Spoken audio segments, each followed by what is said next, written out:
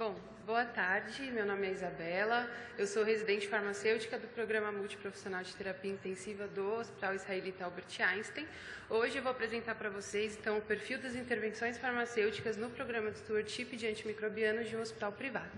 Desde já, gostaria de agradecer a Alessandra Gomes Chalvin e a Tatiana Porta Marins por terem me ajudado nesse trabalho. Não possuo conflito de interesse para essa apresentação.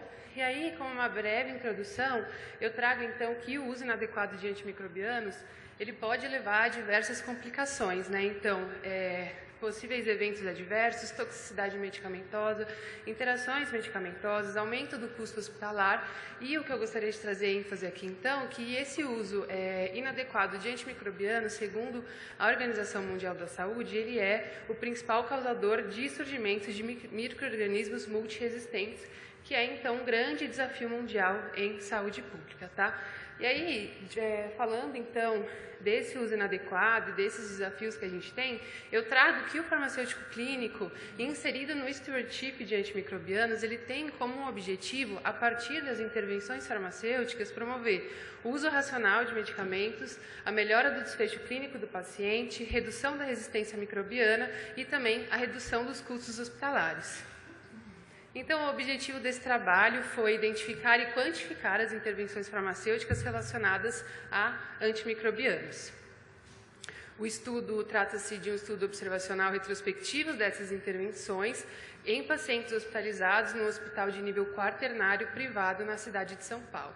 Sobre os dados, eles foram coletados do período de janeiro a dezembro de 2023, de relatório de intervenções da farmácia clínica extraídos do sistema de prescrição eletrônica, e foram selecionadas apenas as intervenções relacionadas a antimicrobianos, e a partir disso a gente analisou o perfil dessas intervenções e também a adesão do corpo clínico, tá? Então, como resultado, eu trouxe que a gente conseguiu quantificar um total de 3.353 intervenções farmacêuticas relacionadas aos antimicrobianos.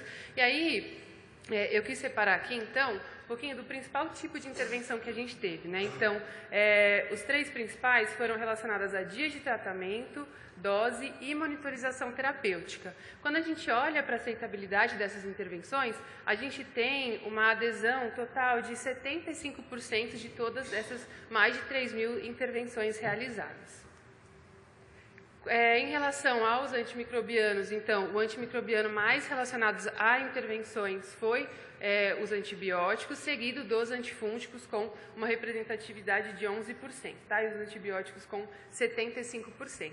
E aí, olhando um pouquinho mais a fundo a esses antibióticos, os três principais antibióticos que estão relacionados a essas intervenções são vancomicina, teicoplanin e meropenem. E eu acredito que esse dado, ele conversa muito com o dado que a gente tem sobre o tipo de intervenção que foi realizado, né? Então, quando a gente pensa naquela intervenção de dias de tratamento, essas intervenções, elas propõem estratégias que a gente tem de poupar o uso de glicopeptídeos, né? Tentar poupar o uso de carbapenêmicos. Então, a gente faz um acompanhamento para todos aqueles tratamentos que passam de 10 dias de terapia antimicrobiana, para que a gente consiga conversar com o prescritor, enfim, a fim de verificar a necessidade desses dias de tratamento, né?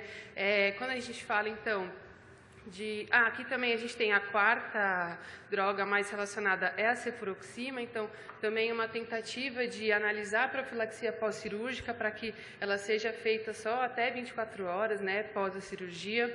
Quando a gente pensa na segunda intervenção mais realizada, relacionada à dose, essas três drogas, elas são drogas que elas têm ajuste para a função renal, então a gente sempre apoia o ajuste da dose com pacientes com o clearance reduzido, com pacientes em modalidade dialítica, principalmente a intermitente.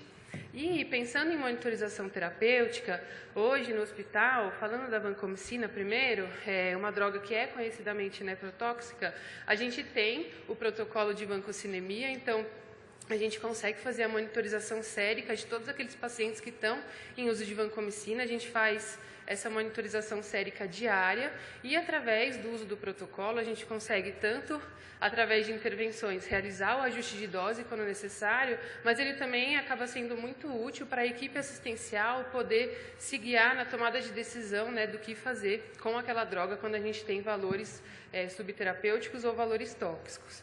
E aí, pensando então na monitorização sérica da teicoplanina, a gente também conta com essa possibilidade no hospital. A tecoplanina, a gente incentiva o uso, né, da dose de ataque seguida da dose de manutenção, então a gente consegue também fazer essa monitorização terapêutica a fim de verificar a eficácia dessa droga para possíveis ajustes de dose. E pensando no meropenem, por mais que seja uma droga conhecidamente segura, a gente também consegue fazer uma monitorização quando a gente quer pensar em talvez neurotoxicidade, mas o maior tipo de uso mesmo é relacionado à eficácia terapêutica da droga, para a gente conseguir fazer essa monitorização. E aí, então, eu trago como conclusão que as intervenções farmacêuticas relacionadas a antimicrobianos, em especial com antibióticos, elas estão presentes de forma rotineira na atuação do farmacêutico clínico. Hoje, na instituição, a gente conta com uma alta adesão do corpo médico a essas intervenções propostas e que, então, com esse estudo, a gente consegue expressar a relevância do farmacêutico clínico no âmbito do stewardship de antimicrobianos, uma vez que a gente demonstra a atuação desse profissional em estratégias de extrema relevância para a minimização da resistência e garantia da eficácia terapêutica, né? Uma vez que esse profissional ele apoia e influencia tomadas de decisão à beira-leito. Eu agradeço a todos por estarem aqui assistindo e agradeço a oportunidade de poder trazer um pouco do trabalho da farmácia clínica para vocês.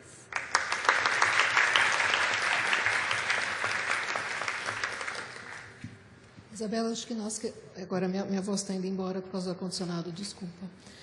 Acho que a gente que agradece a tua presença e a tua disposição, porque eu acho que esse trabalho ainda é um trabalho meio novo no Brasil, né?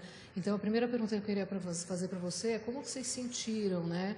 Você falou que o corpo clínico teve uma adesão super alta, você demonstrou isso, mas você sentiu alguma diferença, assim, no começo de implementar esse trabalho?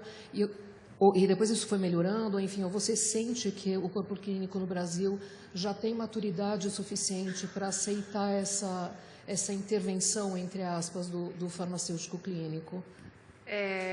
Como você trouxe, né, algo muito novo para a gente também, trazer esses indicadores foi algo muito novo, foi algo que a gente iniciou em 2023, acredito que o nosso objetivo seja ver o impacto disso em 2024, para a gente ver se mudou ou não. Então, a partir dessa análise que a gente teve agora em 2023, acho que vai ser possível a gente traçar metas, principalmente no que diz questão a essa adesão do corpo clínico. E aí, sobre a pergunta em relação à maturidade, se a gente...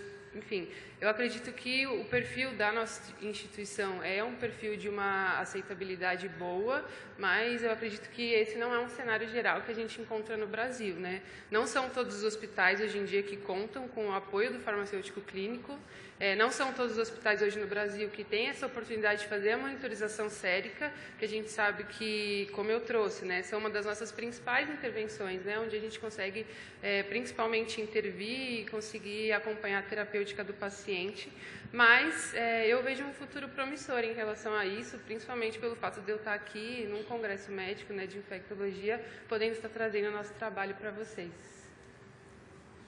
Isabela, eu vi que das intervenções, tempo de tratamento, dose e a monitorização foram as principais intervenções. Depois a indicação do antimicrobiano.